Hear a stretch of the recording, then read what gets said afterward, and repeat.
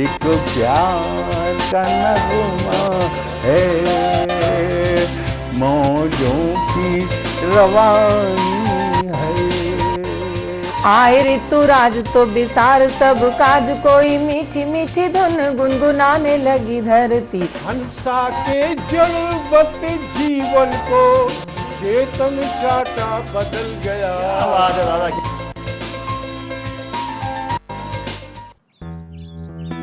Sir, बिटिया रानी driver के साथ भाग गई। भाग गई? जी, भाग गई। अरे कोई बात नहीं, उसे तो बचपन से भागने का शौक है। सतमोला खाओ, कुछ भी पचाओ।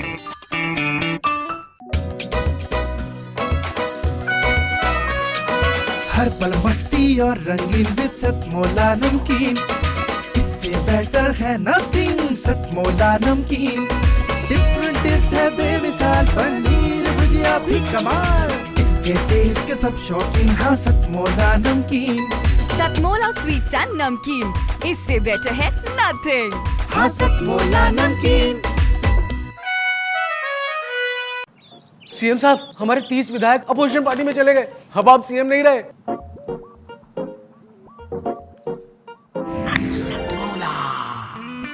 तो अब नया सीएम कौन बन रहा है? Tell me. सतमोला खाओ, कुछ भी पचाओ। जितना जी में आए खाओ, बस खाते ही खाते जाओ। डरने की क्या बात है जब सतमोला साथ है। टेस्ट है इसका सबसे निराला, हर दिल पर जादू कर डाला। स्वाद स्वाद में जमकर खाया, सतमोला ने खूब बचाया। खाने से डरता है क्या? सतमोला।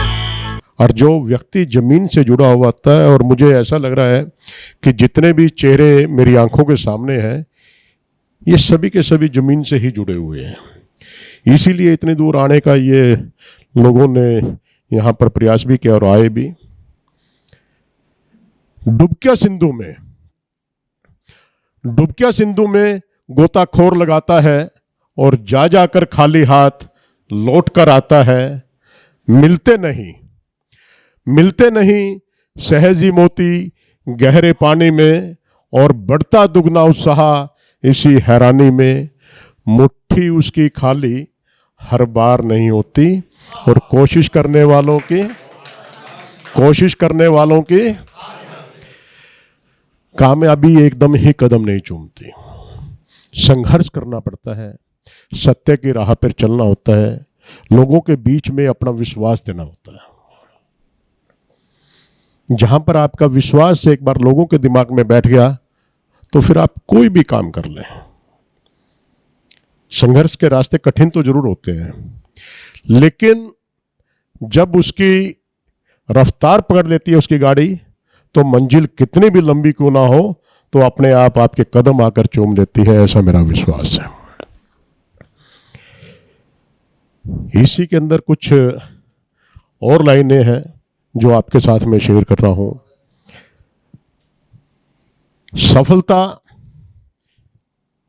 असफलता एक चुनौती है, इसे स्वीकार करें। क्या कमी रह गई देखें और विचार करें, और जब तक न सफल हो नींद चैन को त्यागो तुम। संघर्ष का मैदान छोड़कर मत भागो तुम। आखिर यूं ही जय जयकार नहीं होती, और कोशिश करने वालों की सफलता एकदम नहीं मिलती। बहुत सी असफलताएं व्यक्ति को डिगाती भी हैं, लेकिन जो व्यक्ति अपने दृढ़ निश्चय के साथ में चलता रहता है, तो निश्चित ही उसको सफलता मिलती है। ये मैं आप लोगों के बीच में कहना चाहता था। और अभी कोरोना महामारी के दौरान मैंने बहुत कुछ देखा। बहुत से अपने भी खोए हैं, बहुत से अनजान भी खोए हैं, लेकिन दुख तो बराबर का है।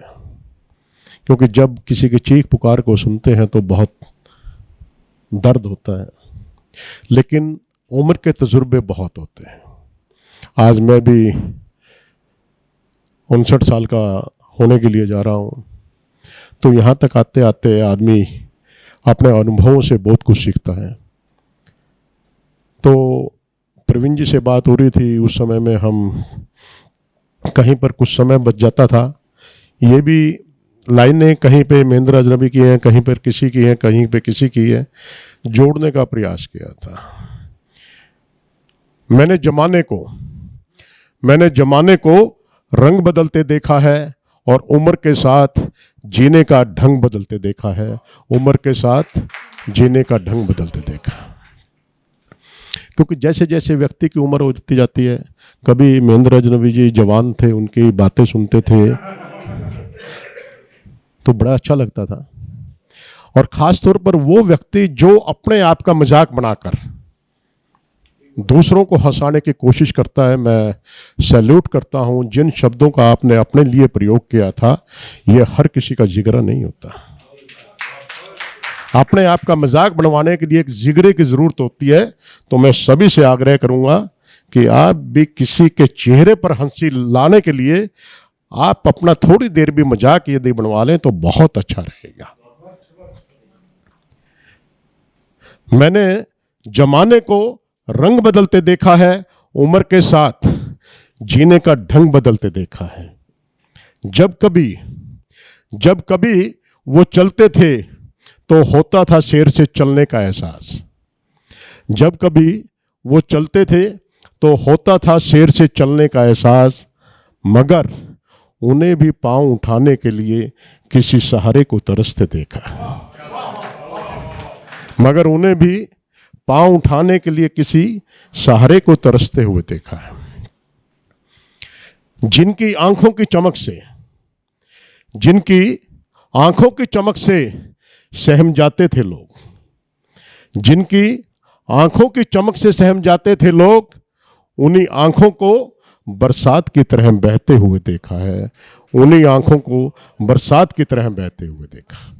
ये अक्सर होता है या नहीं होता है? ये जीवन की सच्चाई है। लोगों की नजर को देख के लोग इशारा समझ जाते थे, लेकिन उन्हीं नजरों से उम्र के किसी पड़ाव के ऊपर उनसे नजरें चुराना आदमी बेहतर समझ लेता है। और वो फिर क्या करता है? फुट फुट कर होता है, अरे मैंने अपनी उम्र के अंदर ये किया, मैंने ये किया। और आज नजरों से नजर मिलते हुए भी नहीं बन पाती है, तो उसकी आंखें जर्जर बरसती हैं उस बरसात की तरह। तो ये भाव थे मेरे इसमें। जिनके हाथों के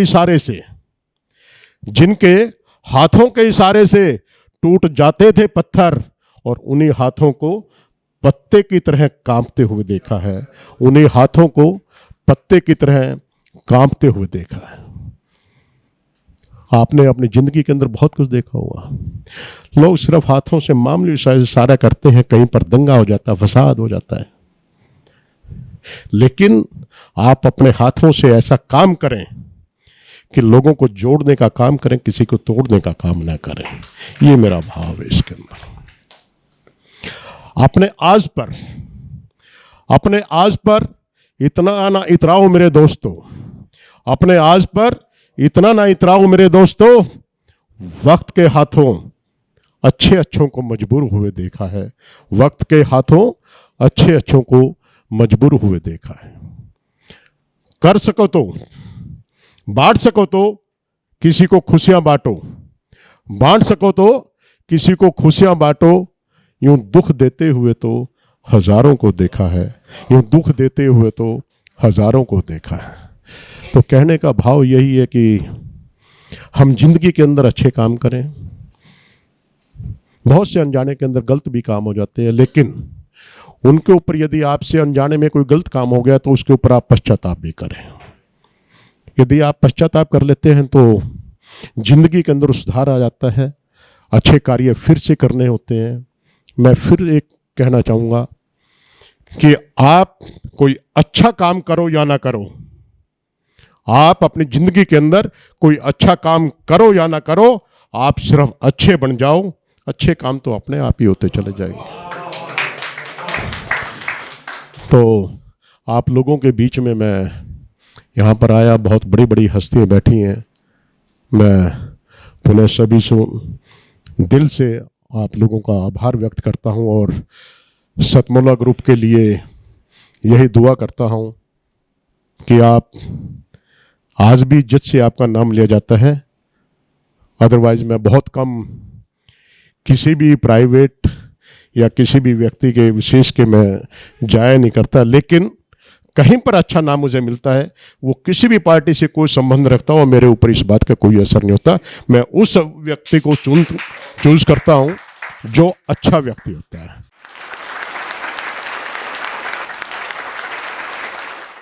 नमस्कार, सतमोला कवियों की चौपाल में आप सभी दर्शकों का हार्दिक स्वागत है। पिछले शूट पर हमने बताया था सतमोला कवियों की चौपाल 17 वर्ष कंप्लीट कर 18वें वर्ष में प्रवेश कर रहा है। आज परम सौभाग्य है कि आज हम उसी 18वें वर्ष में प्रवेश पर साधना टीवी के ही स्टूडियो में हम आगे के कार्यक्रम किया करेंगे, ऐसी हम आपको सहर्ष घोषणा कर रहे हैं। साधना टीवी देश का ही नहीं बल्कि एशियाई आध्यात्मिक चैनल जो शुरू में प्रारंभ हुए थे, संस्कार, साधना टीवी और आस्था टीवी, ये प्रारंभिक चैनल है और ये चौथा सैटेलाइट था साधना टीवी, जिस पे ये गौरव प्राप्त हुआ Jain TV, Zee news, Zee network, star network और जैन नेटवर्क के बाद साधना ने अपना अलग से सैटेलाइट अपना प्रारंभ किया था। और आज साधना आध्यात्मिक चैनल के साथ साथ न्यूज़ चैनल्स का भी एक बहुत बड़ा समूह है। ईश्वर टीवी है, साधना गोल्ड है, साधना टीवी है और बहुत ही इसी के साथ साधना टीवी के साथ ही हमारी साधना टीवी की यात्रा 19 साल का हो चुका है। साधना टीवी के प्रारंभ के 1 वर्ष बाद हम जुड़े और आज भी हम 18 वर्ष में हम प्रवेश कर चुके हैं। साधना टीवी के साथ ये अनवरत ये यात्रा तीसरा हमारा जो सहभागी है वो सतमोला है। सतमोला कवियों की चौपाल, सतमोला कवियों की चौपाल में एक बार पुनः आप सभी दर्शकों का हार्दिक स्वागत है।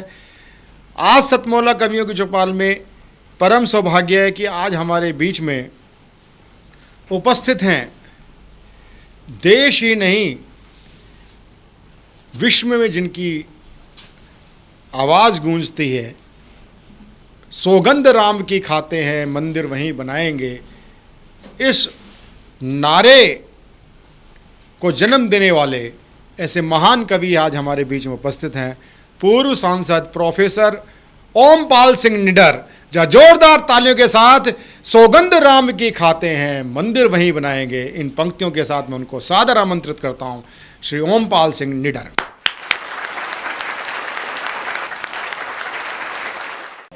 भाई प्रवीण आर्य जो हमारे अखिल भारतीय साहित्य परिषद के राष्ट्रीय सचिव हैं, उनके आदेश पर सतमोला कवियों की चौपाल के कार्यक्रम में मैं साधना टीवी पर उपस्थित हूँ और आज मैं आपके सामने अपनी वो कविता पढ़ना चाहता हूँ जिसके प्रसिद्धि के विषय में मुझे भी मालूम नहीं था।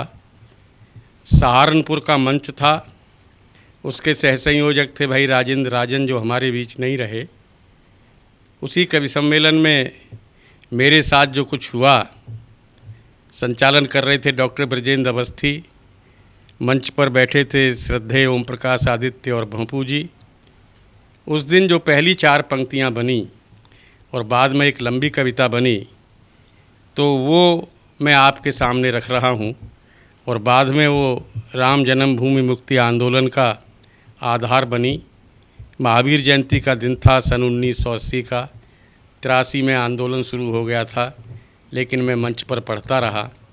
उसके कुछ अंश आपके सामने प्रस्तुत हैं। आगे समय मिलेगा तो पूरी कविता पढ़ूँगा और बिना भूमिका के पढ़ना चाहता हूँ, लेकिन 4 पंक्तियाँ ज़रूर पढ़ूँगा।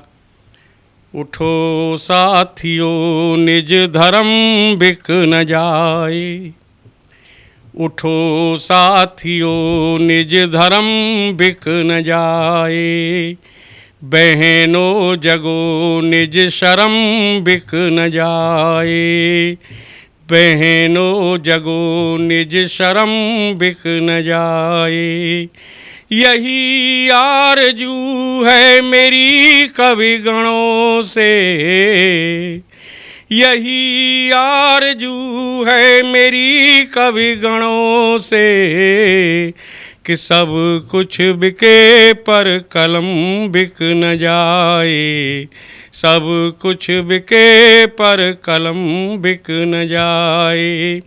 माँ भवानी ने क्या लिखवाया दोस्तों, वो पंक्तियाँ पढ़ रहा हूँ कि सदियों से जो हुआ नहीं है वह करके दिखलाएंगे, सदियों से जो हुआ नहीं है वह करके दिखलाएंगे। कोई कुछ भी कहे किंतु नहीं बहकावे में आएंगे, कोई कुछ भी कहे किंतु नहीं बहकावे में आएंगे। जो बाधा बनकर आएगा उसको मार भगाएंगे, सौगंध राम की खाते हैं हम मंदिर वहीं बनाएंगे, सौगंध राम की खाते हैं हम मंदिर वहीं बनाएंगे। ये 4 पंक्तियाँ उस दिन लिख गई। पीछे कवियों ने पूछा क्या पढ़ रहा है ब्रजेंद्र अवस्थी जी, उन्होंने कहा अभी तो मुझे भी नहीं मालूम, लेकिन 2-4 साल में मालूम पड़ जाएगा। अगले महीने 4 पंक्तियाँ और बन गई दोस्तों, माँ की कृपा से। वो 4 पंक्तियाँ थी कि यह प्रश्न पंथ का नहीं, यह प्रश्न पंथ का नहीं, नहीं मजहब का है प्यारे भाई, है प्रश्न हमारी संस्कृत का, यह रामायण कहती आई, है प्रश्न हमारे स्वाभिमान का, इसीलिए उठो लो अंगड़ाई। जैसे को तैसा उक्ति हमें गीता गायक ने बतलाई, जैसे को तैसा उक्ति हमें गीता गायक ने बतलाई। हम हिंदू स्वाभिमान के हित महाभारत नया रचाएंगे, हम हिंदू स्वाभिमान के हित महाभारत नया रचाएंगे। सौगंध राम की खाते हैं हम मंदिर वहीं बनाएंगे, सदियों से जो हुआ नहीं है वह करके दिखलाएंगे। तो विरोध बढ़ने लगा तो कविता बढ़ने लगी। 4 पंक्तियाँ और लिखी गई माँ की कृपा से कि जिसे राम से तो नफरत है पर बाबर से प्यार है। और कल्पना करें 80-81 में पढ़ना कितना कठिन था कि जिसे राम से तो नफरत है पर बाबर से प्यार है, जो विदेशियों आक्रमणकारियों का फर्मा बरदार है, बोलो प्यारे क्या उसको यहाँ रहने का अधिकार है। कविता तब भी सजीव थी और जागृत और आज भी है। बोलो प्यारे क्या उसको यहाँ रहने का अधिकार है, यदि रहता है तो निश्चित बुज़दिल भारत सरकार है, यदि रहता है तो निश्चित बुज़दिल भारत सरकार है। गद्दारों की संरक्षक जो, गद्दारों की संरक्षक जो हर सरकार हटाएंगे, सौगंध राम की खाते हैं हम मंदिर वहीं बनाएंगे, सौगंध राम की खाते हैं हम मंदिर वहीं बनाएंगे। लोगों ने चुनौतियां देनी शुरू की तो माँ की कृपा से 4 पंक्तियां और बढ़ गईं आगे कि मंदिर तो अब बना समझिए चाहे थोड़ी देर लगे। ये सन 81-82 में पढ़ता था निडर आपका।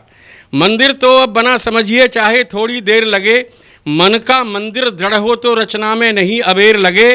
गीदड़ भभकी देने वाले हमको कभी न शेर लगे, गीदड़ भभकी देने वाले हमको कभी न शेर न लगे, गीदड़ भभकी देने वाले हमको कभी न शेर लगे।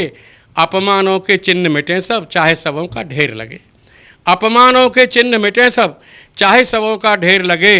गुरु गोविंद सिवा महाराणा बंदा हम बन जाएंगे, गुरु गोविंद सिवा महाराणा बंदा हम बन जाएंगे। सौगंध राम की खाते हैं हम मंदिर वहीं बनाएंगे, जो बाधा बनकर आएगा उसको मार भगाएंगे। सौगंध राम की खाते हैं हम मंदिर वहीं बनाएंगे। चुनौतियां और बढ़ गईं। लोग जब धमकी देने लगे तो 4 पंक्तियां माँ की कृपा से और लिख गईं कि हमने जजिया कर देकर भी अपना धर्म नहीं छोड़ा। उन विरोधियों से कहना शुरू किया कि हमने जजिया कर देकर भी अपना धर्म नहीं छोड़ा, मिली नहीं घास की रोटियां फिर भी अरिमस्तक फोड़ा, मिटे वंश के वंश दिए बलिदान समय का रथ मोड़ा। किंतु जिन्होंने किसी स्वार्थवश गैरों से नाता जोड़ा, किंतु जिन्होंने किसी स्वार्थवश गैरों से नाता जोड़ा, यदि वे शकुनी बने पुनः तो हम गांडीव उठाएंगे, यदि वे शकुनी बने पुनः तो हम गांडीव उठाएंगे। सौगंध राम की खाते हैं हम मंदिर वहीं बनाएंगे, सौगंध राम की खाते हैं हम मंदिर वहीं बनाएंगे। आंदोलन शुरू हो गया था राम जन्मभूमि मुक्ति का और रामशिलाओं का पूजन होने लगा। लोगों ने इसका विरोध भी शुरू कर दिया तो निडर की कलम से माँ भवानी ने कहलवा दिया कि राम शिलाओं के पूजन से यदि कोई भयभीत है, राम शिलाओं के पूजन से यदि कोई भयभीत है, निश्चित मानो नहीं राम के वंशधरों का मीत है। निश्चित मानो नहीं राम के वंशधरों का मीत है।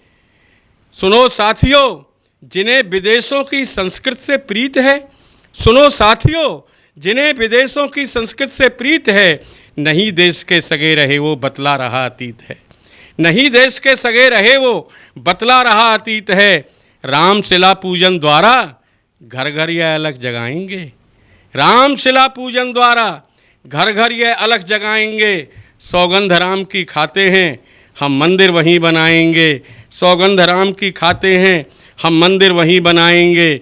सदियों से जो हुआ नहीं है वह करके दिखलाएंगे। सौगंध राम की खाते हैं हम मंदिर वहीं बनाएंगे। बाकी दूसरे बार पढ़ेंगे। जय हिंद, जय भारत, जय श्री राम।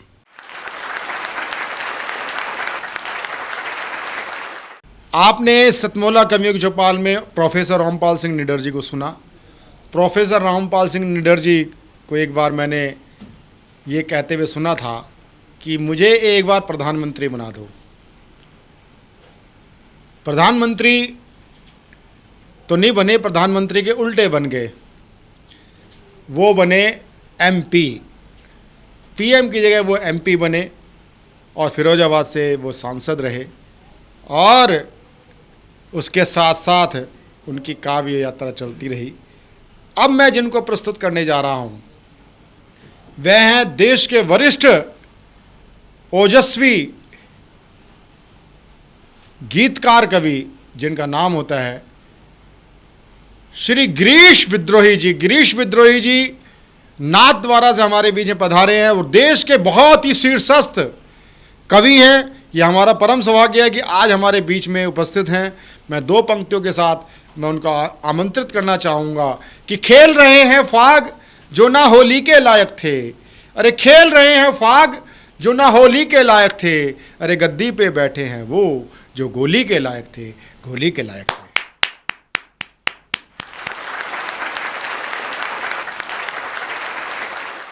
मैं कवि गिरीश विद्रोही मेवाड़ की माटी और प्रभु श्रीनाथ जी की धार्मिक स्थली नाथद्वारा से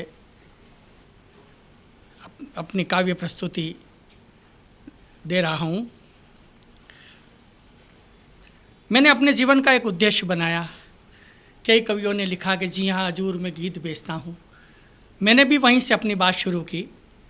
तो कुछ पंक्तियाँ मैं आपके बीच पढ़ता हूँ कि गीत लिख डाले मैंने पेट के लिए, गीत लिख डाले मैंने पेट के लिए और बेच डाले इस पेट के लिए, अपने पराए बेचे पेट के लिए, जिंदगी भी बेच डाली पेट के लिए, अब बदलूंगा परिवेश के लिए, पेट बेच दूंगा मेरे देश के लिए।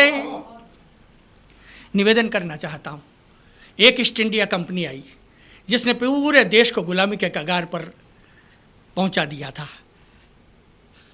आज भी ये तो वर्तमान के प्रशासन ने सारी स्थितियों को नियंत्रण में रख रखा है, बाकी विदेशियों की निगाह पूरे भारत पर है।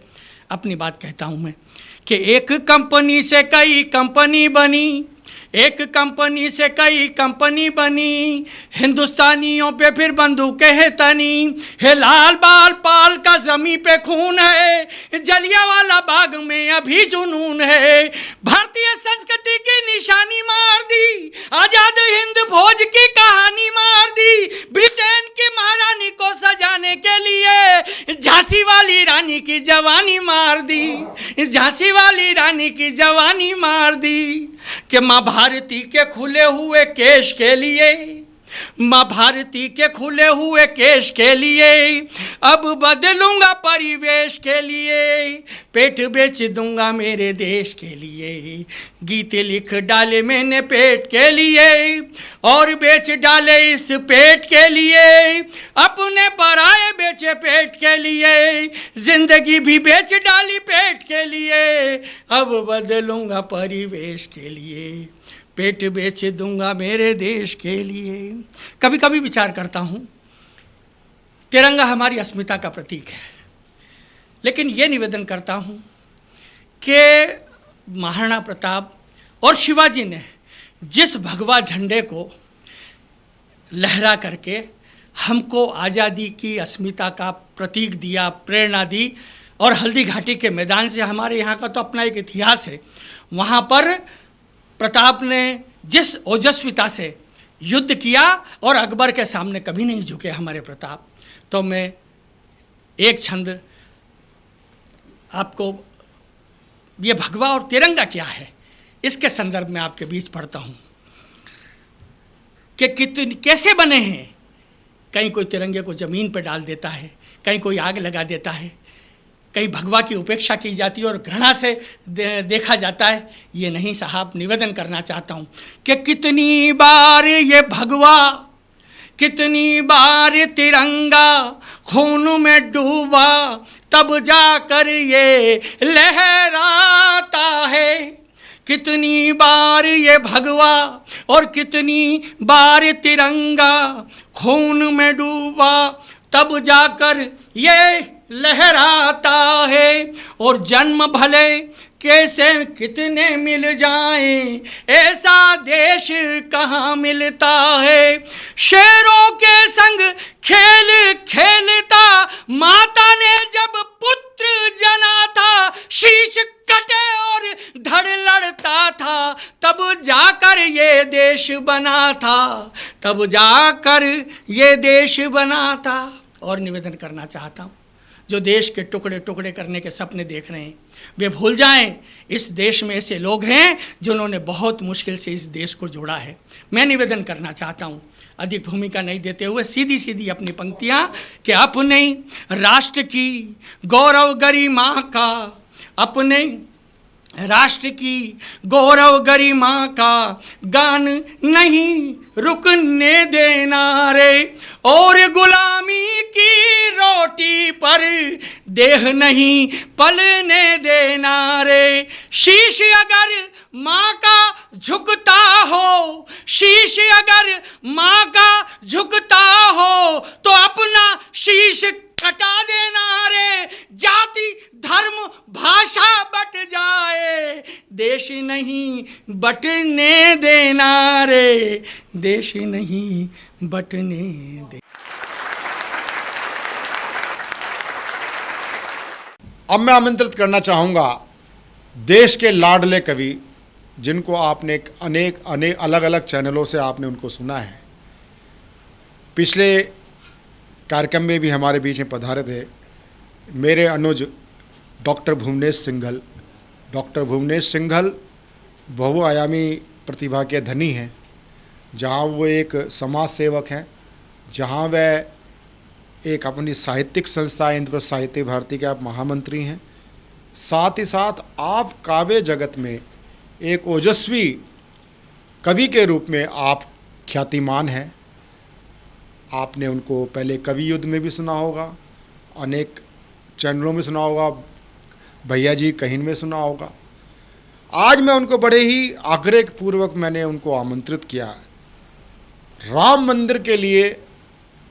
आज राजीव दीक्षित जी एक पंक्ति कहा करते थे, उनका अगर आप व्याख्यान सुने, जो हम संघ के गोपनीयता की शपथ लेते हैं, जो केंद्र सरकार में मंत्री बनता है, संवैधानिक पद पे आता है, चाहे वो प्रधानमंत्री हो, चाहे वो मंत्री हो, केंद्रीय मंत्री हो, चाहे वो सुप्रीम कोर्ट के जज हों, चाहे वो राज्यपाल हो, चाहे कोई भी हो, जो भी संविधान के संघ की गोपनीयता की वो शपथ लेता है, उस शपथ में ही जो छुपा हुआ है वो सिद्ध करता है। अगर आपको उसको दस्तावेज अगर देखना हो तो आप राजीव जी के वीडियो में देख सकते हैं कि हम एक डोमिनेट कंट्री हैं, और अगर उस डोमिनेट कंट्री का एक ठप्पा अगर ख़त्म किया है, वो ख़त्म किया राम मंदिर के माध्यम से। राम मंदिर के माध्यम से आज हमारे प्रभु श्री राम स्वतंत्र में हैं। इस बात को सुपुष्ट करने के लिए मैं आमंत्रित करता हूं एक ओजस्वी गीत के लिए, राम गीत के लिए, डॉक्टर भुवनेश सिंघल। जोरदार तालियों के साथ हम उनका स्वागत। नमस्कार, मैं भुवनेश सिंघल दिल्ली से ही राष्ट्र की स्वतंत्रता सन 47 में मिली, उसके बावजूद राम का ये राष्ट्र, मगर राम को स्वतंत्रता नहीं मिली, राम के मंदिर को स्वतंत्रता नहीं मिली। राम के राष्ट्र को स्वतंत्रता मिली उसके 7 दशकों के पश्चात, जब सत्ताओं के परिवर्तन हुए, तो 2020 में भगवान श्री राम के मंदिर को भी स्वतंत्रता मिली। उस हर्ष में 4 पंक्तियां मन से निकली, वो आपके बीच रखता हूँ। आह्वान की पंक्तियां आप सब लोगों को जोड़ते हुए कि राम का राष्ट्र भी उन्नति करे, निरंतर उन्नति करे, हम राम राज्य की ओर जाएं, इस कल्पना के साथ 4 पंक्तियां के राम के दीवाने बनो। आह्वान की 4 पंक्तियां के राम के दीवाने बनो, प्रेम के खजाने बनो, राम राम राम राम राम गुण गाइए। राम के दीवाने बनो, प्रेम के खजाने बनो, राम राम राम राम राम गुण गाइए। दिलों में बसा के राम, होठों में सजा के नाम, जीवा में मधुरता के स्वाद को जगाइए। और फिर देखो मेरे राम कर देंगे सारे काम। एक बार राम जी का ध्यान तो लगाइए, एक बार राम जी का ध्यान तो लगाइए। और सबकी है शान राम मेरे भगवान राम, राम जी का काज यही राम राज लाइए। राम जी का काज यही राम राज लाइए। और राम राज्य कैसे आएगा? सत्ताएं जो प्रयास कर रही हैं वो तो निश्चित रूप से उससे परिवर्तन होगा, मगर हम सब लोगों का सहयोग भी सत्ताओं को चाहिए। आप सब लोगों का निरंतर यदि सहयोग मिलता रहेगा तो इस राष्ट्र में राम राज्य निश्चित रूप से आएगा। 4 पंक्तियों से और जोड़ता हूं आपको, राष्ट्र की ओर जाता हूं। ये राम का राष्ट्र है तो राम से राष्ट्र की ओर चलता हूं कि राम करे श्याम करे, करे सब देवता ये। आह्वान रूपी 4 पंक्तियां भगवान से प्रार्थना की गई है। राष्ट्र की ओर चलता हूं कि राम करे श्याम करे, करे सब देवता ये। मेरे इस देश का उद्धार कर दीजिए, देशद्रोही धर्मद्रोही ऐसे सब पापियों का मेरे प्रभु राम संहार कर दीजिए। और देश पे जो चोट करे उनको सपोर्ट करे, ऐसे मीर जाफरों पे वार कर दीजिए, ऐसे जयचंदों पे वार कर दीजिए। और भारत में छांट छांट शत्रुओं का शीश काट, अब के लड़ाई आर पार कर दीजिए, अब के लड़ाई आर पार कर दीजिए। और ये लड़ाई ऐसे ही आर पार नहीं हो जाने वाली कि हम कविता की 4 पंक्तियां मंच पर कह दें और ये लड़ाई आर पार नहीं होगी। आप सब लोगों को जागृत होना पड़ेगा।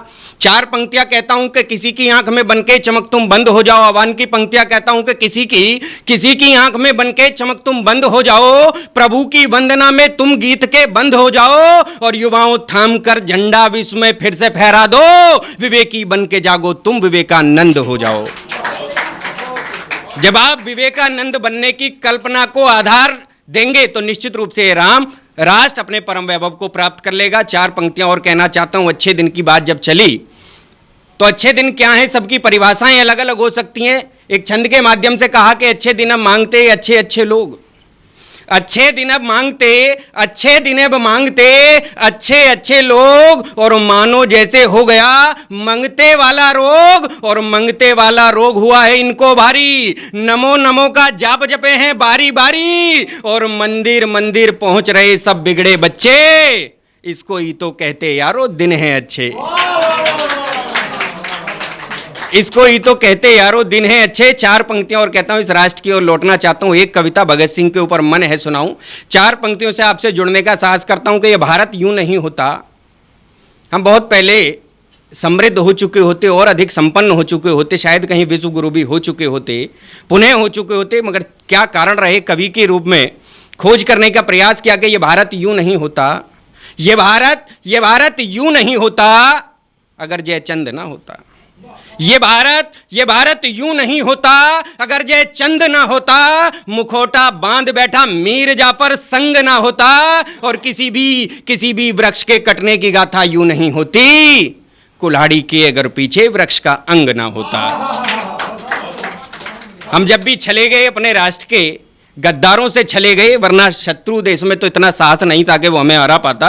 एक कविता मन है कि भगत सिंह के लिए आपके बीच में रखूं। भगत सिंह और उनकी मां का संवाद, बहुत ज्यादा लंबी भूमिका नहीं बनाऊंगा। भगत सिंह के विषय में आप सब लोग जानते हैं। एक छोटी सी कविता, भगत सिंह और उसकी मां का संवाद देखिएगा कि एक बार की बात भगत यूं अपनी माता से बोला एक बार की बात भगत यूं अपनी माता से बोला, मात भारती की सेवा में दिल ये मेरा है डोला, भारत मां पर संकट है गोरों की काली दृष्टि है। अपनी मां से कहते हैं भगत सिंह कि भारत मां पर संकट है गोरों की काली दृष्टि है, तार तार है आंचल मां का गम की ओलावृष्टि है, दे मुझको आशीष ही मां भारत मां को बचा सकूं, संकट भारत का हरने को गर्दन हंस के कटा सकूं, और दर्द ने होगा मुझे मौत का मस्तक मेरा चूम जरा, दे मुस्काकर मुझे विदाई हंसकर पगली झूम जरा, और वीरों का इतिहास गढ़ूंगा बातें सुन ले सच्ची तू, और कोख तेरी मां पूजित होगी है बस सबसे अच्छी तू, कोख तेरी मां पूजित होगी है बस सबसे अच्छी तू, और दूध पिया जो मैंने तेरा आज उबाले मार रहा। भगत सिंह कहते हैं अपनी मां से कि दूध पिया जो मैंने तेरा आज उबाले मार रहा, भारत मां का कर्ज चुका दूं तेरा मुझ पर भार रहा, और तेरे दूध का कर्ज चुकाने पुनः जन्म लूंगा मैं, गर तुम मुझको माफ करेगी मरकर नहीं मरूंगा मैं। और इतना कहकर भगत सिंह तब घर से बाहर निकल गया, वो सीधा क्रांतिकारियों के वीर मार्ग पर निकल गया, और राम प्रसाद बिस्मिल से उसको मानो गुरु महान मिले, शेखर जैसे भाई मिले थे, चंद्र बोस दिनमान मिले, और बटुक सुखदेव गुरु से उसकी यारी गहरी थी, और अंग्रेजों के सत्ता वाली मगर हुकूमत बहरी थी, अंग्रेजों के सत्ता वाली मगर हुकूमत बहरी थी, और बहरी सत्ता को लेकिन जनता की बात सुनानी थी, बहरी सत्ता को लेकिन जनता की बात सुनानी थी, स्वर बनूंगा मैं जनता का उसने मन में ठानी थी, और निकल गया वो बम हाथ ले और असेंबली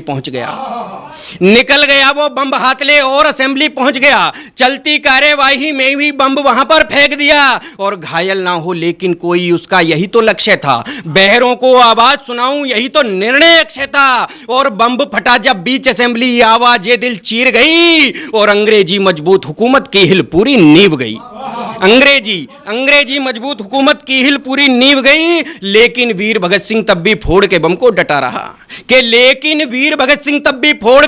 डटा रहा, अंग्रेजों की कैद में जाना यही सोच वो हटा रहा, और केस चला तब भगत वीर पर जज ये बोला बतलाओ बम कहां से बनवाया था, सच को सम्मुख ले आओ, और बम बनाया था खुद मैंने, बम बनाना आता है। भगत सिंह कहते हैं कि बम बनाया था खुद मैंने, बम बनाना आता है, मगर गवाह ये बोला था कि ये तो झूठ बताता है, और बम अरे बनता है कैसे मैं तुमको दिखलाता हूं, एक एक कर सूत्र सभी अब मैं तुमको सिखलाता हूं, और इतना सुनकर भगत सिंह ये बोला मकसद ये ही था, और बम बनाना सीखे सारा भारत मतलब यही था, कि बम बनाना सीखे सारा भारत मतलब यही था। और सुनो गवाही देने वाले कल भारत ये जागेगा, बम बनाया कैसे जाता अखबारों से जानेगा, और भारत का हर बच्चा बच्चा काल बनेगा गोरों को, अंग्रेजी सरकार हिलाने जाल बनेगा गोरों को, तोड़ेगा जंजीर गुलामी की बन करके बम यहां, मुक्त करेगा मात भारती गोरों किए कैद यहां, मेरा इतना ही मकसद था चिंगारी एक सुलगाऊं, युवा देश का जाग उठे फिर भले मौत को पा जाऊं, और ये मेरी मृत्यु सबक बनेगी सारा भारत जागेगा, और अंग्रेजों का एक एक सैनिक जान बचाकर भागेगा, अंग्रेजों का एक एक सैनिक जान बचाकर भागेगा, और शीघ्र यहां पर मात भारती मुक्त होंगी लिख लो तुम। भगत सिंह कहते हैं कि शीघ्र यहां पर मात भारती मुक्त होंगी लिख लो तुम, ये शीघ्र यहां पर मात भारती मुक्त होंगी लिख लो तुम, यह मृत्यु मेरी सीख बनेगी बातें मेरी लिख लो तुम, और एक क्रांति भड़क उठेगी नौजवान सब जागेंगे, एक क्रांति भड़क उठेगी नौजवान सब जागेंगे, दंश गुलामी का धोने को रक्त तुम्हारा मांगेंगे, और अरे फिरंगी जस्तू सुन ले माफी ना मैं मांगूंगा, अरे फिरंगी जस्तू सुन ले माफी ना मैं मांगूंगा, मकसद पूरा यही करूंगा नहीं यहां से भागूंगा, और चाहे काला पानी दे दे चाहे सूली चढ़वा दे, एक मरेगा 100 जन्मेंगे क्यों ना फांसी लटका दे, और मेरी मृत्यु वो उत्सव होगी सारी दुनिया देखेगी, और एक भगत था जन्मभूमि का नाम गर्व से बोलेगी, एक भगत था अंतिम पंक्तियों की ओर लेकर चलता हूं, एक भगत था जन्मभूमि का नाम गर्व से बोलेगी, और मातृभूमि के प्रति ये जज्बा जज ने कभी ना देखा था, कि मातृभूमि के प्रति ये जज्बा, अंतिम पंक्तियां कहता हूं कि मातृभूमि के प्रति ये जज्बा जज ने कभी ना देखा था, एक युवा मरने को आतुर कैसा दृश्य अनोखा था, 23 साल का युवा मात्र था मगर हौसला भारी था, मातृभूमि की आजादी का वो झंडा बरदारी था, और कंट गया था सूख और खुद जज भी रोया था चिपका मुंह नीचे कर गोरे जज ने कलम तोड़ दी चुप रहकर। फिर संयत होकर जज अंग्रेजी खामोशी को तोड़ गया और भगत सिंह को फांसी दे दो चिल्ला करके बोल गया। भगत सिंह को फांसी दे दो चिल्ला करके बोल गया। धन्यवाद। मिलते हैं छोटे से एक अल्प विराम के बाद। जितना जी में आए खाओ, बस खाते ही खाते जाओ। डरने की क्या बात है जब सतमोला साथ है। टेस्ट है इसका सबसे निराला, हर दिल पर जादू कर डाला। स्वाद स्वाद में जमकर खाया, सतमोला ने खूब बचाया। खाने से डरता है क्या? सतमोला। सर, बिटिया रानी ड्राइवर के साथ भाग गई। भाग गई? जी भाग गई। अरे कोई बात नहीं, उसे तो बचपन से भागने का शौक है। सतमोला खाओ, कुछ भी पचाओ।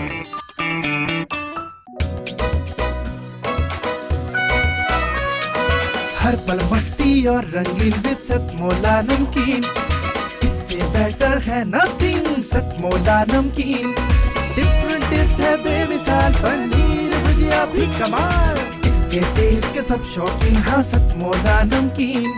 सतमोला स्वीट्स एंड नमकीन, इससे बेटर है नथिंग। हाँ सतमोला नमकीन। सीएम साहब, हमारे 30 विधायक अपोजिशन पार्टी में चले गए। अब आप सीएम नहीं रहे।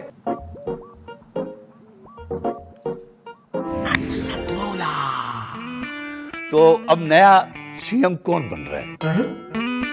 Tell me. सतमोला खाओ, कुछ भी पचाओ।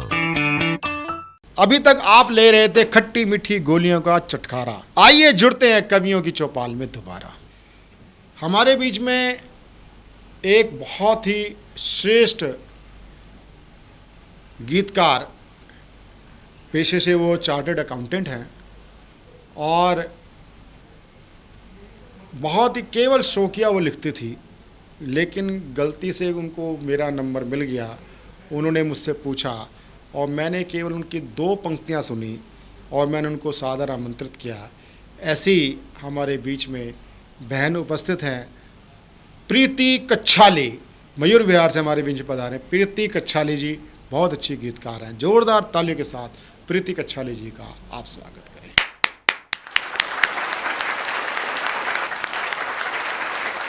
मैं प्रीति कच्छल और बाय प्रोफेशन में प्रैक्टिसिंग चार्टर्ड अकाउंटेंट हूँ।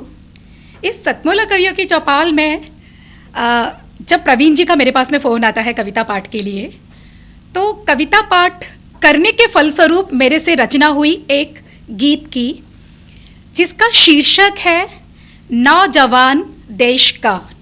उसके एक धुन है, तालमय है, और यदि आपको अच्छा लगता है तो बीच में ताली बजा सकते हैं। तो प्रस्तुत है वह गीत नौजवान देश का। देश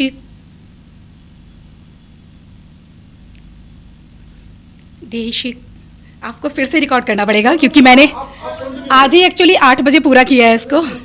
मैं धुन पकड़ती हूँ।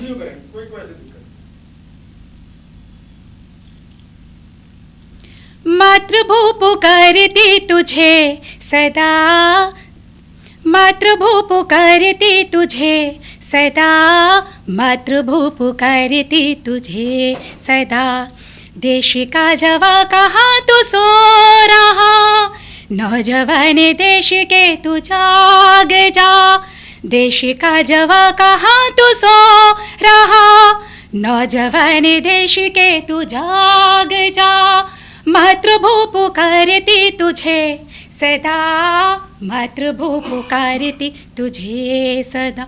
जय जय भारती माँ भारती, ओ देश घिर रहा है चारों ओर से, देश घिर रहा है चारों ओर से।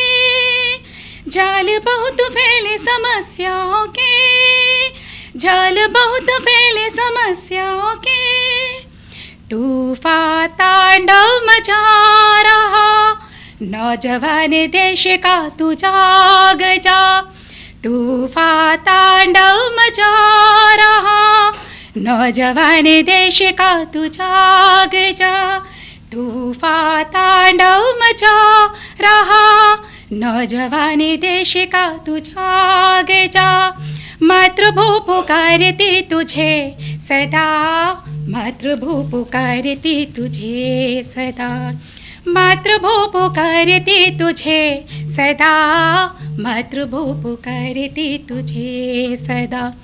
हो असीम शक्ति तेरी इन भुजाओं में, असीम शक्ति तेरी इन भुजाओं में, ना असंभव कुछ भी तेरी राहों में, ना असंभव कुछ भी तेरी राहों में। खेल देखो कैसा खेल खिल रहा, नौजवान देश के तू जाग जा। खेल देखो कैसा खेला जा रहा, नौजवान देश के तू जाग जा। मातृभू पुकारती तुझे सदा, मातृभू पुकारती तुझे सदा, मातृभू पुकारती तुझे सदा। ला देश ने दिया है तुझको आज सब, देश ने दिया है तुझको आज सब। कर विकास देश का युवा तू अब, कर विकास देश का युवा तू अब। दुश्मन फन फैला रहा, नौजवान देश का तू जाग जा। दुश्मन फन फैला रहा, नौजवान देश का तू जाग जा। मातृभू पुकारती तुझे सदा, मातृभू पुकारती तुझे सदा। देश का जवा कहा तू सो रहा, देश का जवा कहा तू सो रहा। नौजवान देश के तू जाग जा, नौजवान देश के तू जाग जा। नौजवान देश के तू जाग जा, नौजवान देश के तू जाग जा। मातृभू पुकारती तुझे सदा, मातृभू पुकारती तुझे सदा, मातृभू पुकारती तुझे सदा। भारत माता की जय।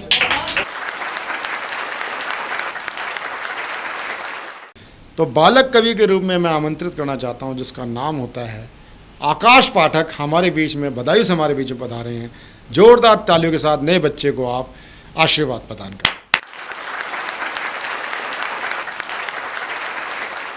नमस्कार, सभी को मैं सादर प्रणाम करता हूं। मैं ग्राम परौली, डिस्ट्रिक्ट बदायूं, उत्तर प्रदेश से हूं।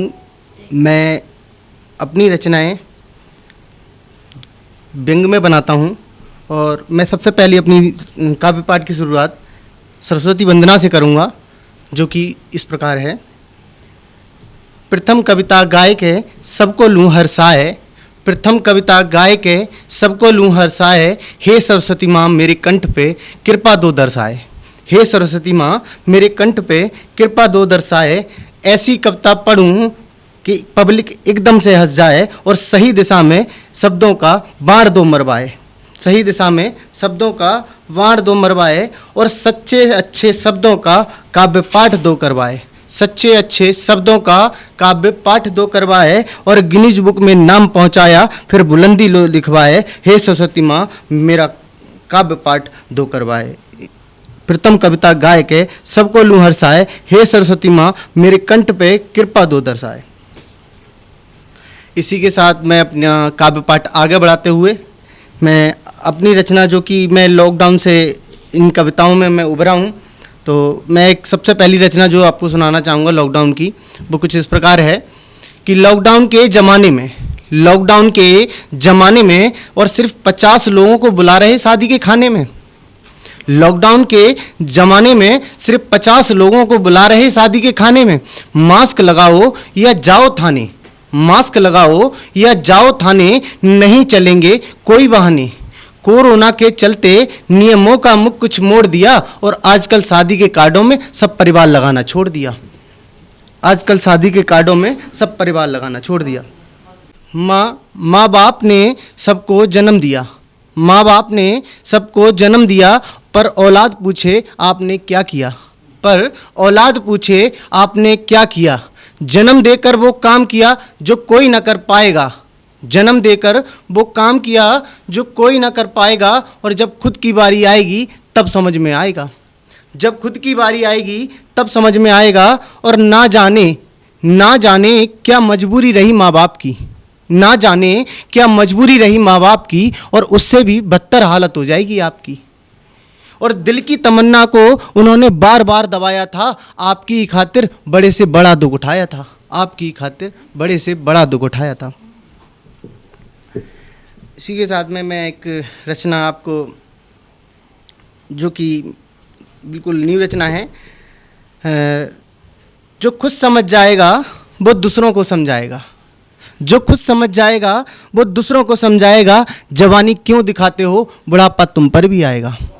जवानी क्यों दिखाते हो, बुढ़ापा तुम पर भी आएगा। और जिंदगी की मुश्किल घड़ी में याद ईश्वर ही आएगा। जिंदगी की मुश्किल घड़ी में याद ईश्वर ही आएगा। और ए माटी के पुतले तू फिर समझ ले। ए माटी के पुतले तू फिर समझ ले, माया में डूब जाएगा। ए माटी के पुतले तू फिर समझ ले, माया में डूब जाएगा। और संसार को छोड़कर भजन कर ले, बेड़ा पार हो जाएगा। संसार को छोड़कर भजन कर ले, बेड़ा पार हो जाएगा। और किसी के बस की नहीं है अमीर बनना। किसी के बस की नहीं है अमीर बनना। कर्म कर फल जरूर पाएगा। कर्म कर फल जरूर पाएगा। और सब कुछ चला गया हाथों से तो बाद में पछताएगा। जो खुद समझ जाएगा वो दूसरों को समझाएगा। जो खुद समझ जाएगा वो दूसरों को समझाएगा। इसी के साथ में अभी क्या हुआ था, बीच में कोरोना काल चल रहा था, तो सेकंड लहर में कुछ लोगों ने कोरोना पे जब सियासत वगैरह जो स्टार्ट कर दी थी, तो उसमें 4 लाइन मैंने लिखी थी व्यंग द्वारा। सांसों पर सियासत का पहरा मत दीजिए। सांसों पर सियासत का पहरा मत दीजिए। और कोरोना से बचाव के लिए भी कुछ कीजिए। कोरोना से बचाव के लिए भी कुछ कीजिए। और जिस पर मास्क नहीं है उसको मास्क दीजिए। जिस पर मास्क नहीं है उसको मास्क दीजिए। और साथ ही साथ हाथ धोने की ट्रेनिंग भी दीजिए।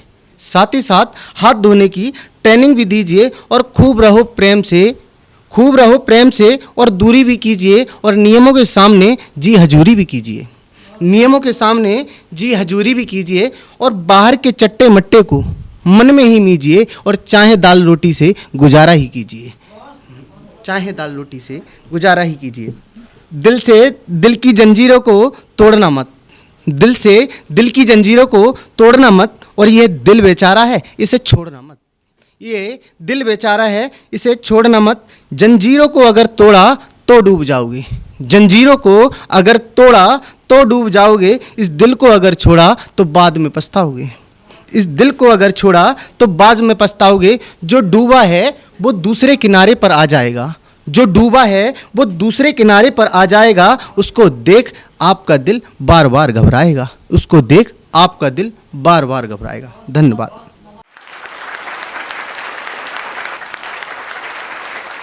सतमोला कवियों की चौपाल एक ऐसी चौपाल है, राष्ट्रीय चौपाल है, कवियों की चौपाल है, जिसमें कविता के हर रंग आपको देखने के मिलेंगे। अब मैं एक और ओज के रंग के साथ बहुत ही श्रेष्ठ ओज गीतकार डॉक्टर अवधेश तिवारी जी को आमंत्रित करता हूँ। अवधेश तिवारी जी का पूरा नाम होता है अवधेश तिवारी भावुक। वैसे ओजस्वी कवि हैं लेकिन भावुक हैं। भावुकता में बहुत ही ओज का जो सप्तक तार है वो तक छेड़ देते हैं। ऐसे कवि को मैं आमंत्रित करता हूँ, डॉक्टर अवधेश तिवारी भावुक।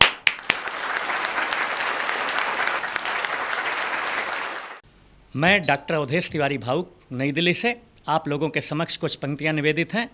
मिला खून मिट्टी सजाया संवारा, मिला खून मिट्टी सजाया संवारा, मेरा देश मुझको प्राणों से प्यारा, मेरा देश मुझको प्राणों से प्यारा, मेरा धर्म और कर्म सब कुछ यही है, मेरा धर्म और कर्म सब कुछ यही है, मुझे जान से प्यारा भारत हमारा, मुझे जान से प्यारा भारत हमारा।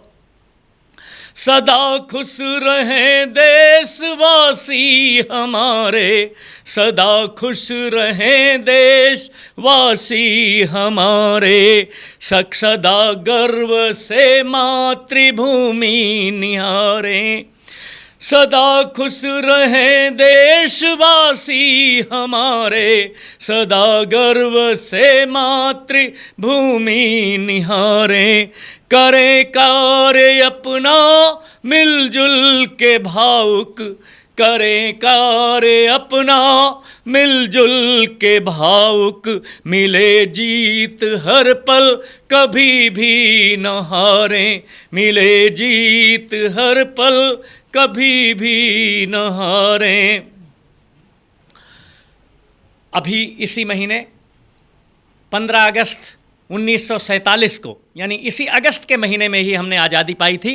तो कुछ पंक्तियाँ आज़ादी पर्व के लिए कि दीप बनकर जले हम सभी के हृदय, दीप बनकर जले हम सभी के हृदय, पुष्प से खिल उठे हम सभी के हृदय, पुष्प से खिल उठे हम सभी के हृदय। भावुक आजादी शुभ हो सभी को सदा, भारत माँ ही बसे हम सभी के हृदय, भारत माँ ही बसे हम सभी के हृदय। मित्रों, मैं भारत को एक जीता जागता राष्ट्र पुरुष मानता हूँ। तो कुछ पंक्तियाँ भारतवर्ष के लिए। हिमालय सा उच्च शिखर, हिमालय सा उच्च शिखर, नदियाँ बहती लहर लहर, झम झम झम वर्षा होती, दिनकर का रहता तेज प्रखर। सारे जहां से अच्छा, सारे जहां से अच्छा, धरती पर स्वर्ग स्थान हूँ, हाँ मैं हिंदुस्तान हूँ, हाँ मैं हिंदुस्तान हूँ, हाँ मैं हिंदुस्तान हूँ। सर पर पर्वतराज की छाया, सर पर पर्वतराज की छाया, पग में हिंद महासागर, सर पर पर्वतराज की छाया, पग में हिंद महासागर, पूरा तन वन से आच्छादित, मन जल से भरा हुआ गागर। प्रकृति ने दिया भरपूर प्यार, वसुधा की शान हूँ, हाँ मैं हिंदुस्तान हूँ, हाँ मैं हिंदुस्तान हूँ, हाँ मैं हिंदुस्तान हूँ। एकता अखंडता विविधता, एकता अखंडता विविधता समेटे जनमानस की शान हूँ, हर भारतवासी के दिल में बसा हुआ भावुक सम्मान हूँ। जाति धर्म भाषा से बढ़कर, जाति धर्म भाषा से बढ़कर जनगण मन का मान हूँ, हाँ मैं हिंदुस्तान हूँ, हाँ मैं हिंदुस्तान हूँ, हाँ मैं हिंदुस्तान हूँ। मित्रों, कुछ पंक्तियाँ और। कांधे पर AK-47, अभी कुछ समय पहले की ही घटना है कि कुछ लोग जिन सैनिकों के कंधों पर AK-47 होता था उनको भी चाटा जड़ देते थे। तो उसी पर कुछ पंक्तियां निवेदित हैं कि कांधे पर AK-47 गालों पर चाटा खाता है, भावुक दिल्ली से पूछ रहे क्या सिंहों को ये भाता है। कांधे पर AK-47 गालों पर चाटा खाता है, भावुक दिल्ली से पूछ रहे क्या सिंहों को ये भाता है। जबड़े बांध दिया शेरों के, जबड़े बांध दिया शेरों के, राजनीति की डोरी से उनको गले लगा बैठे जो घोंपे छुरी चोरी से। और सेना के हाथ खोल दो अब, सेना के हाथ खोल दो अब, आतंक न भारत भू पर हो, जो प्रेम राष्ट्र से करे नहीं उसका मस्तक चरणों पर हो। आस्तीन के सांपों सक, आस्तीन के सांपों संग केवल सत्ता सुख पाओगे, जनगण मन से विस्मृत होकर सत्ता पथ में खो जाओगे। कभी कभी तो ये लगता लोकतंत्र में कायर बसते, जो कुर्सी पा जाते हैं गद्दारों से डरने लगते। नहीं तो भारत माँ को गाली देने वाले कैसे बचते, नहीं तो भारत माँ को गाली देने वाले कैसे बचते, और राष्ट्र ध्वज को अपमानित कर खुले आम वो कैसे रहते। और श्वेत कपूत उड़ाने वाले भी रिपुओं से छले गए, श्वेत कपूत उड़ाने वाले भी रिपुओं से छले गए, शांति दूत बनने की चाहत में ही जग से चले गए। शांति दूत बनने की चाहत में ही जग से चले गए, जो जीवन भर राष्ट्र धर्म की बातें करते नहीं थके, जो जीवन भर राष्ट्र धर्म की बातें करते नहीं थके, वो भी कुर्सी को पाते ही सिद्धांतों पर नहीं टिके।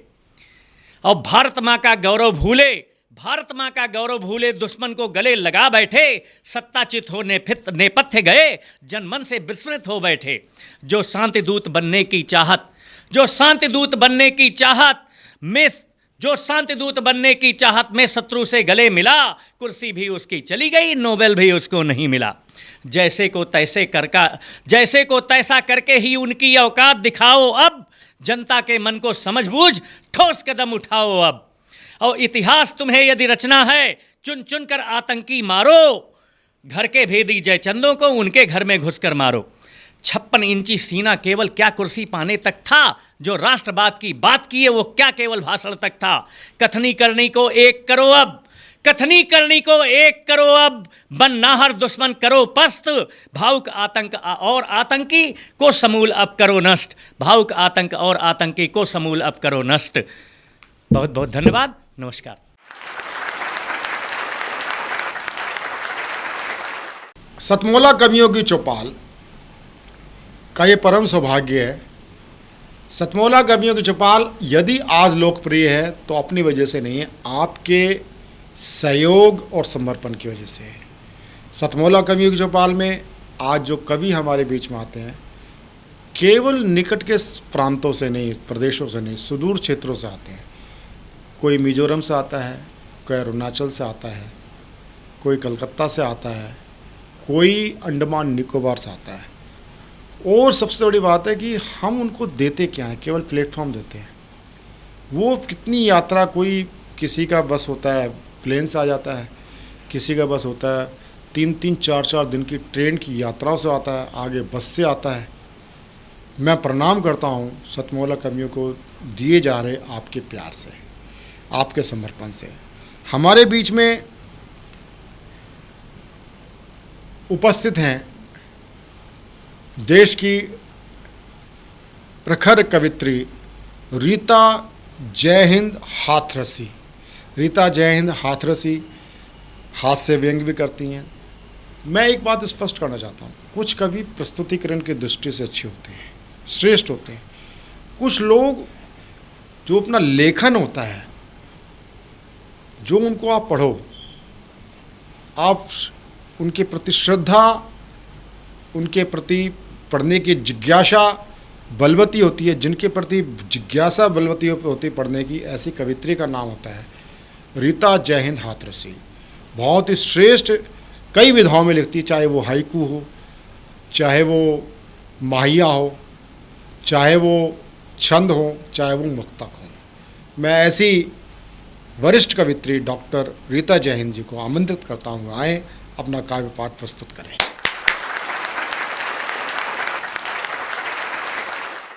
दोस्तों नमस्कार, मैं रीता जयहिंद हाथरसी दिल्ली से। सतमोला कवियों की चौपाल में आज मुझे संस्थापक जी प्रवीण आर्या जी ने आमंत्रित किया, उसके लिए मैं बहुत शुक्रगुजार हूँ। और यहाँ सभी श्रोता, यहाँ सभी कविगण सभी को मैं धन्यवाद करती हूँ कि वो मुझे अपना बहुमूल्य समय दे रहे हैं सुनने के लिए। तो मैं अपनी कविता जो है सतमोला कवियों की चौपाल के लिए मैंने कुछ पंक्तियाँ लिखी हैं आज ही सुबह 5 बजे, तो मैं पहले उसे सुनाती हूँ। सतमोला कवियों की चौपाल। दोस्तों ये है सतमोला कवियों की चौपाल, दोस्तों ये है सतमोला कवियों की चौपाल। यहाँ कवि कविताएं सुनते हैं, सुनाते हैं दिल का हाल। यहाँ कवि कविताएं सुनते सुनाते हैं दिल का हाल।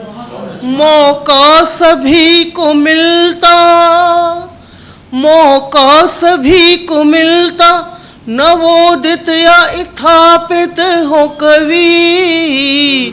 मौका सभी को मिलता, नवोदित या स्थापित हो कवि।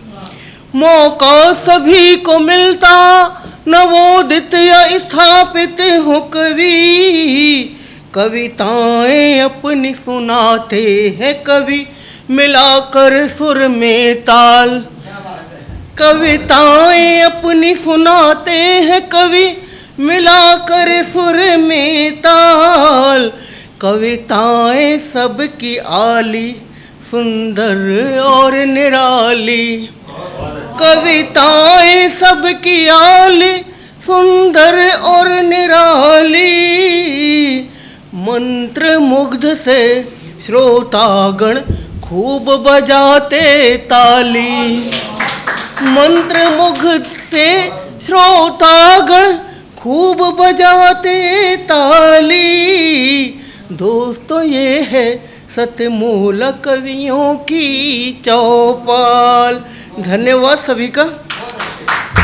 एक मुक्तक सुनिए, अभी आपको एक मुक्तक से जोड़ती हूँ। कभी ऐसे दिन भी देखे थे साहब, कभी ऐसे दिन भी देखे थे साहब हमने, जुगनू हथेली में रख पढ़ाई की थी हमने। जुगनू हथेली में रख पढ़ाई की थी हमने। जुनूनी तो शुरू से ही थे, जुनूनी तो शुरू से थे, कोई नई बात नहीं। जज्बा इस कदर जो चाहा हासिल किया हमने। जज्बा इस कदर जो चाहा हासिल किया हमने।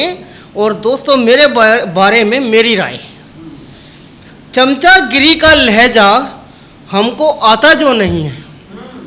चमचागिरी का लहजा हमको आता जो नहीं है, इसीलिए व्यवहार हमारा सबको भाता नहीं है। इसीलिए व्यवहार हमारा सबको भाता नहीं है। सच को सच और झूठ को झूठ कहती हूँ मैं। सच को सच और झूठ को झूठ ही कहती हूँ मैं। यही अंदाज हमारा सबको सुहाता नहीं है। यही अंदाज हमारा सबको सुहाता नहीं है। और एक ही श्रृंगार पर मुक्तक लिखा है मैंने। काजल आंखों में लगाकर न जाने किसको बुलाती है। काजल आंखों में लगाकर न जाने किसको बुलाती है। अखियों के झरोखों से देख वो मन ही मन मुस्काती है। अखियों के झरोखों से देख वो मन ही मन मुस्काती है। जुल्फे काली बिखेर कर, जुल्फे काली बिखेर कर कोई फिल्मी गीत गुनगुनाती है। अपनी शोक चंचल अदाओं से वो क्या खूब गजब ढाती है। अपनी शोक चंचल अदाओं से वो क्या खूब गजब ढाती है। और मैं अपने जीवन पर कुछ चार पंक्तियाँ पढ़ती हूँ। यूं तो मेरे चाहने वालों की कमी नहीं, यूं तो मेरे चाहने वालों की कोई कमी नहीं, पर मेरे दुख में उनकी आंखों में नमी नहीं। पर मेरे दुख में उनकी आंखों में नमी नहीं। तलाशती हूँ मौका, तलाशती हूँ मौका उन्हें आजमाने का। महसूस होता है कि मुझी में है कमी कहीं। महसूस होता है कि मुझी में है कमी कहीं। और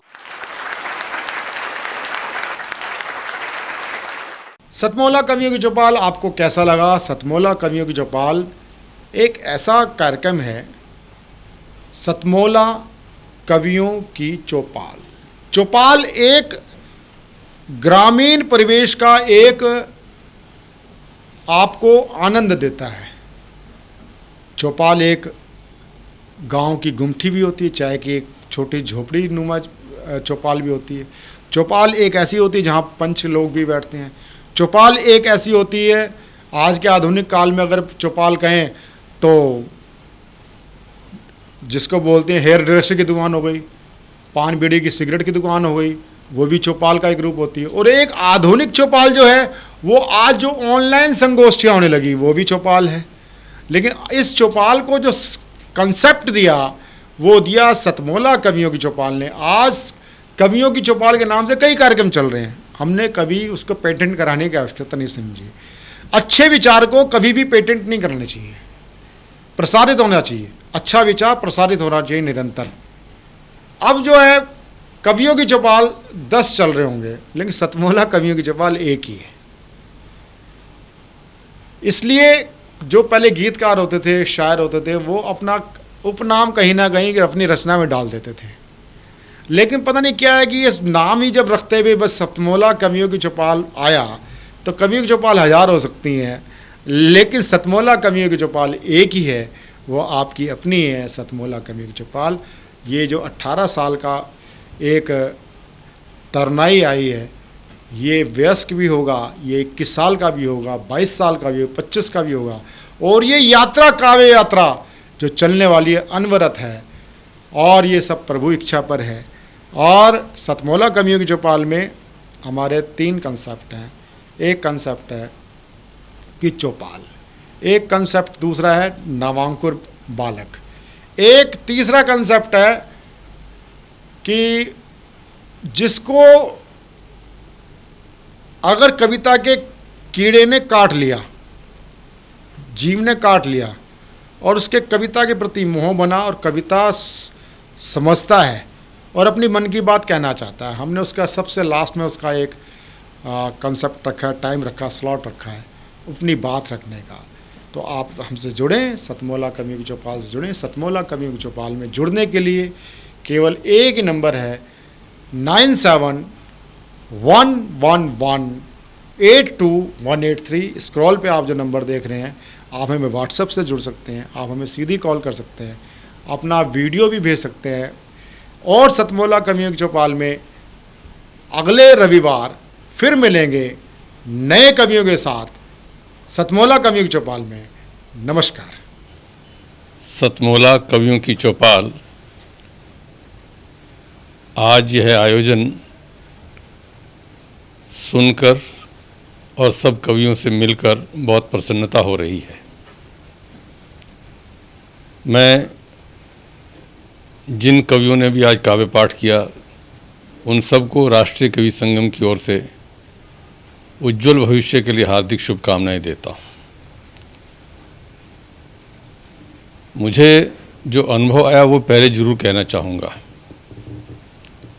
हो सकता है बाकी लोगों ने वैसा न किया हो, परंतु अपना काव्य पाठ करते समय वो काव्य पाठ करें जो आपको याद है।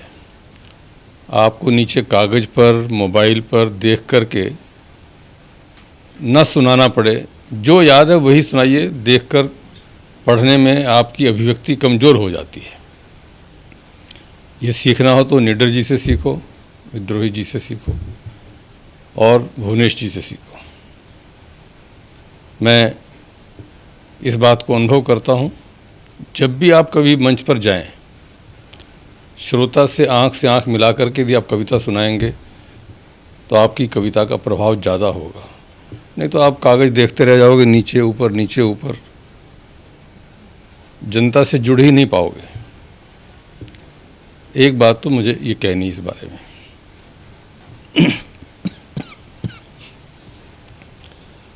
दूसरी बात, दूसरे कवियों की पंक्तियाँ आप प्रारंभ में बोल दो तो अच्छा है, बीच में रामधारी सिंह दिनकर को लाएंगे और हरिओम पंवार को लाएंगे और तालियां उनकी कविता पर बजेंगी, और तो ये एक प्रकार का थोड़ा सा धोखा है कि हम, जहाँ कुछ लोगों को मैंने सुना है, जब उनकी खुद की कविता कहीं कमज़ोर होने लगती है तो 4 पंक्तियाँ किसी दूसरे कवि की ला करके और वो तालीम बच जाएंगे, फिर रीस्टार्ट हो जाएंगे। तो इससे भी बचना चाहिए। और तीसरी बात, आप जो कुछ भी लिखते हैं, लिखने के बाद किसी अपने वरिष्ठ कवि को दिखाइए, जिससे कि उसमें कुछ और सुधार हो। तो वो कविता तो मूलतः आपकी ही रहेगी, और उसमें किसी वरिष्ठ कवि जिसको आपका परिचय है, जिससे आपका परिचय है, उसको दिखाइए। वो 1, 2, 3 शब्द ही आपको ऐसे सुझा देगा कि कविता कहीं की कहीं पहुंच जाएगी। और कोई भी व्यक्ति परिपूर्ण नहीं होता। बड़े बड़े कवि भी लिखते हैं तो लिख करके जिस पर उनका आत्मीयता का संबंध होता है वो कहता है, मुझे 4 पंक्तियाँ मेरे ध्यान में आई हैं, ज़रा इसको देखो यार। वो क्या करता है, कुछ नहीं करता। अरे यार इसकी जगह ये शब्द हो जाएगा तो सचमुच में वैसा हो जाता है। तो हम अपने आप को इतना बड़ा ना मान लेंगे, बस मेरा लिखा हुआ अब इसको कोई दूसरा ठीक कर ही नहीं सकता, इससे बढ़िया कुछ हो ही नहीं सकता। तो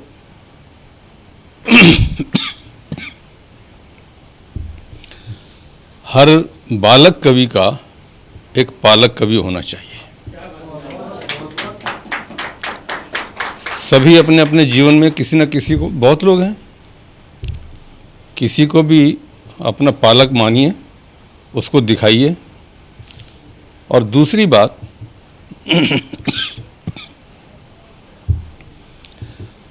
हर पालक कवि का एक बालक कवि होना चाहिए।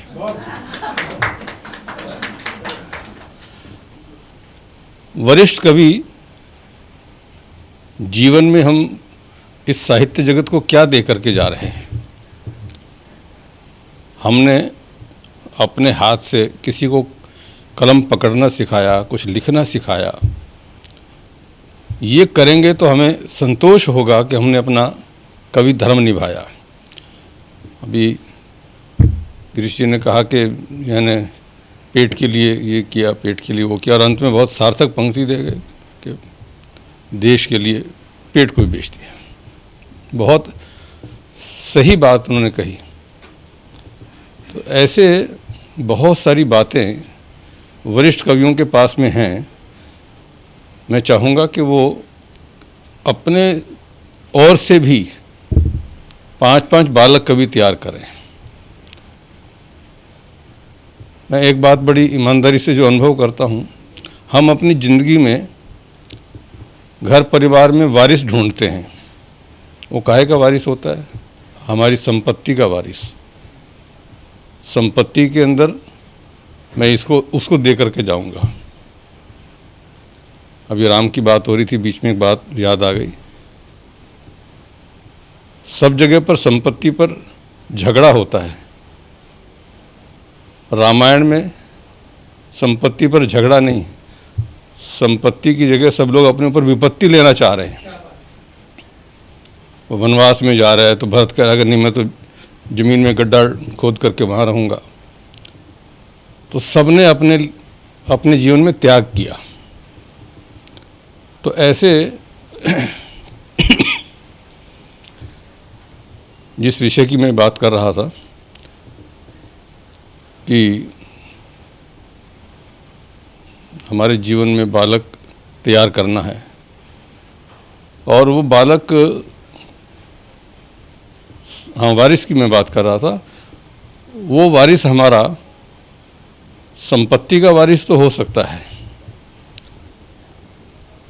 आपके साहित्य का वारिस नहीं हो सकता। आपको यदि अपने साहित्य का वारिस तैयार करना है तो ऐसे ही बालक कवियों में से मिलेगा कोई।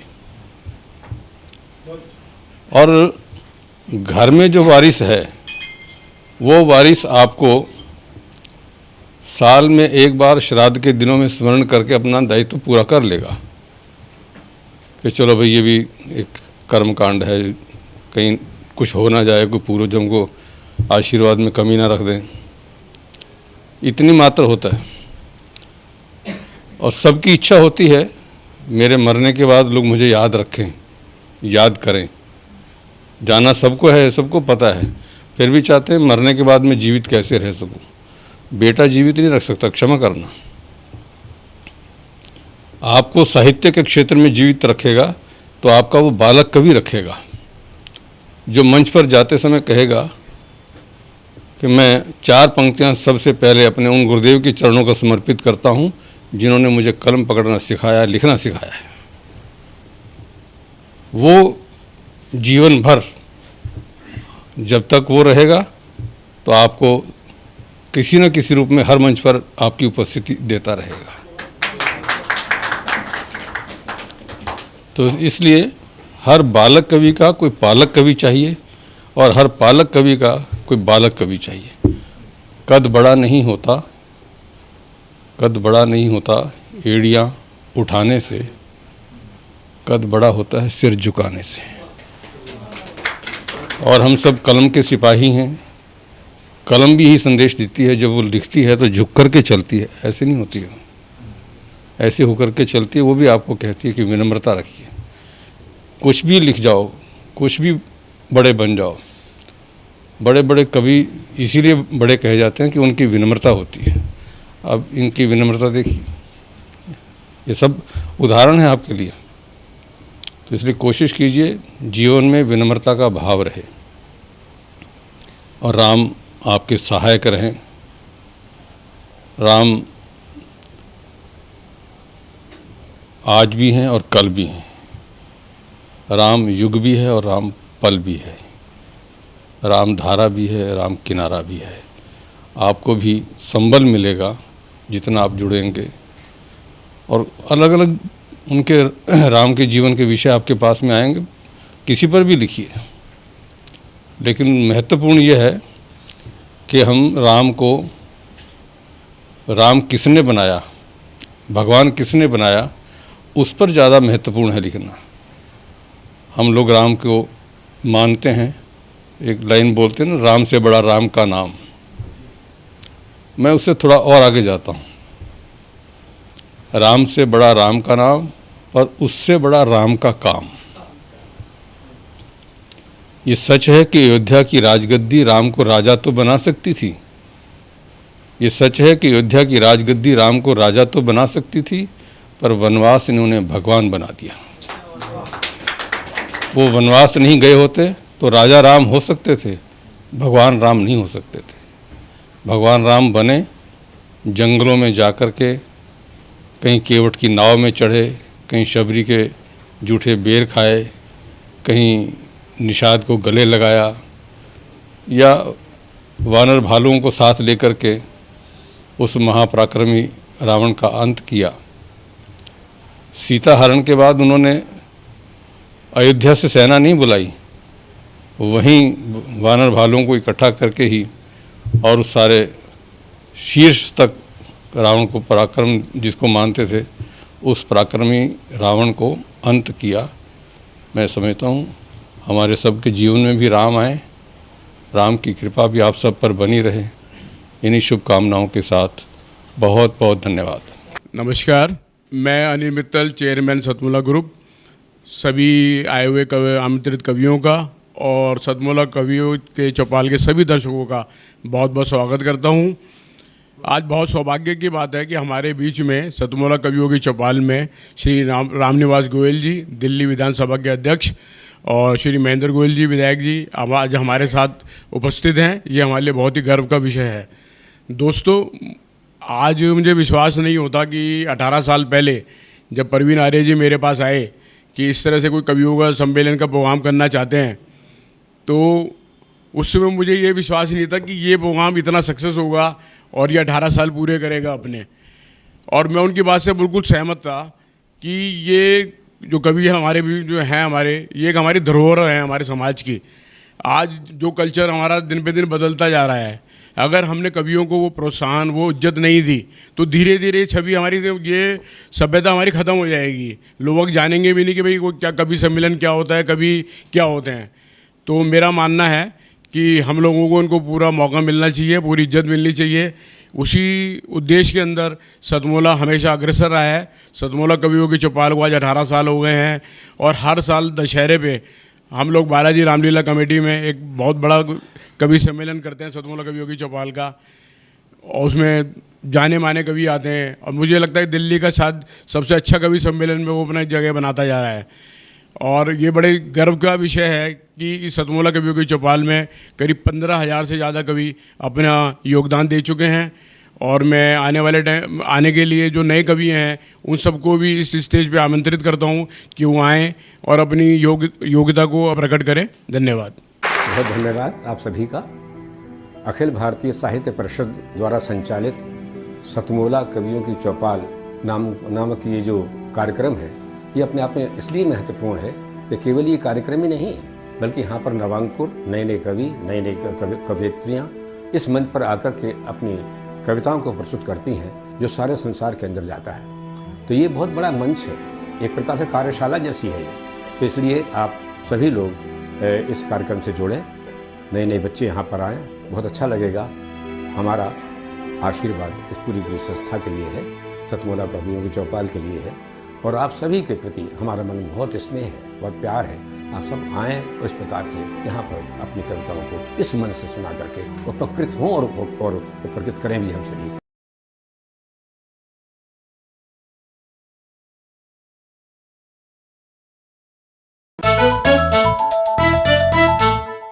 जितना जी में आए खाओ, बस खाते ही खाते जाओ। डरने की क्या बात है जब सतमोला साथ है। टेस्ट है इसका सबसे निराला, हर दिल पर जादू कर डाला। स्वाद स्वाद में जमकर खाया, सतमोला ने खूब बचाया। खाने से डरता है क्या? सतमोला। सर, बिटिया रानी ड्राइवर के साथ भाग गई। भाग गई? जी, भाग गई। अरे कोई बात नहीं, उसे तो बचपन से भागने का शौक है। सतमोला खाओ, कुछ भी पचाओ।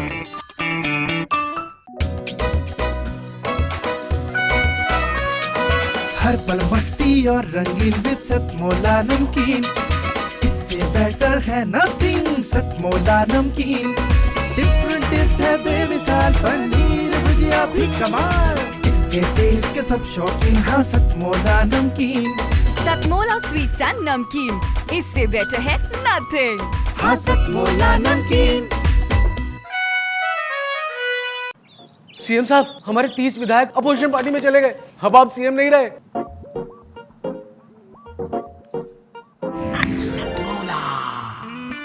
तो अब नया सीएम कौन बन रहा है?